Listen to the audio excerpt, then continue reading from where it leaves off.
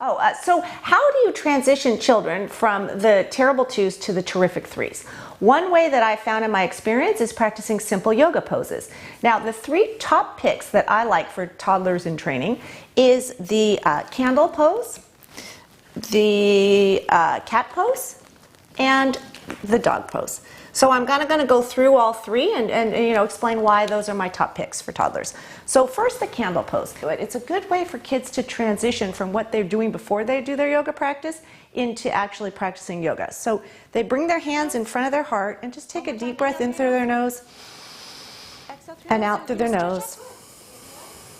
And we usually do that several times just to start to focus on their breath. Now, mouth breathing is very shallow, and it can simulate fight or flight response in children, whereas if they're breathing through their nose, it tends to calm them and brings more oxygen into their brain.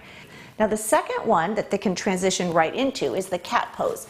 Now, the cat pose, they're on all fours, and they just simply kick one leg back.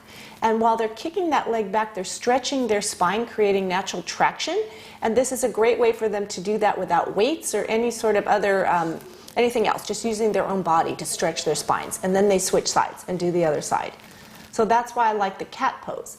And the third one that naturally flows into that is the dog pose, also known as downward facing dog for adults.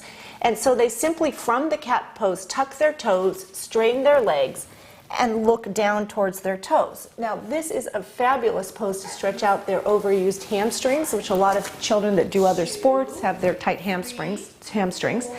And it's also a great posture because it works the 8 major joints in their bodies. So if anyone were to ask me, I would say my top 3 picks for yoga poses for children, toddlers in training, are the candle, the cat, and the dog pose.